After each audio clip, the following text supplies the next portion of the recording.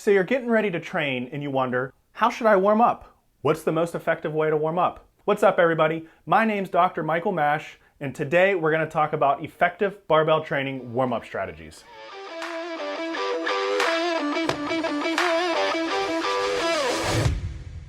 So before we get started, please like this video and subscribe to this channel. That'll make sure that the next time we post a video that you'll get notified, and it helps us get in front of more people. Today we're talking effective barbell training warm-up strategies. And just like any debate in the fitness community, there's always going to be two polar opposite sides. So let's introduce you to both sides, and then we'll show you why sticking to that middle ground is probably your best bet. So one side of the warm-up spectrum will say, let's say for example that today your first lift is a heavy barbell back squat. One side of the warm-up spectrum will say, well, the first thing you need to do to warm up is the bodyweight squat and then get under the bar and do your ramp-up sets or your warm-up sets.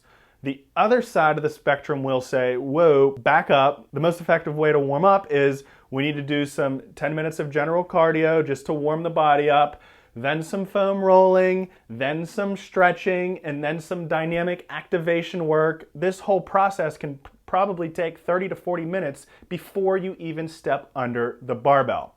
I want to show you that probably the most effective way for you is somewhere in that middle ground. Your warm-up shouldn't be taking 40 minutes, but it's probably not optimal just to jump under the bar as well. So let's talk about the pitfalls of both of these options. So for people who if you're training the squat and your idea of a warm-up is, well, let's just get under the barbell and start. Although this may work, the question is it optimal? And is it optimal for your life goals? So here's what I like to do. In the warm-up phase is the perfect time to take your body through some different movements, especially if you're somebody that's only doing squat bench deadlift or squat press deadlift or these basic bilateral movement patterns. The warm-up is the perfect opportunity to introduce some different planes of movement, because the whole idea of training in general is to prepare our body for everyday movements, to prepare our body for life. And the fact of the matter is, you do more than just squat and deadlift in your everyday life.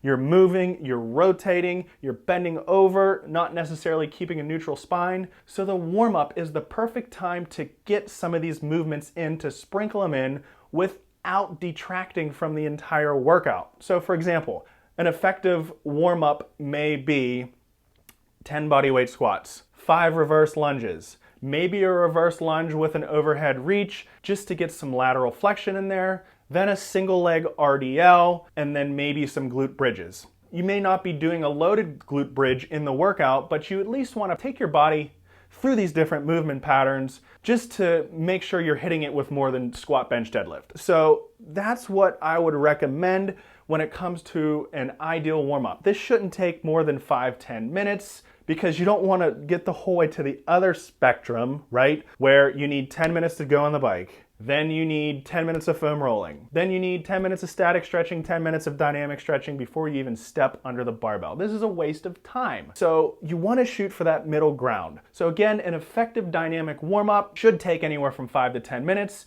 While you may be good just stepping under the barbell, my question to you is it optimal? You want to expose your body to some different movement patterns. As I suggested, maybe a bodyweight squat, reverse lunge, glute bridge, single leg RDL, some bird dogs, just take it through some different ranges of motion, different planes of motion, because we're trying to build resiliency in all human movement patterns, not just the squat, bench, deadlift. That's what I would recommend for the most effective warm-up, even for the barbell athlete. If you like this video, again, please like and subscribe to it so you get notified when we post more, and so that we can reach more people. Thanks for watching this, and I will see you next week.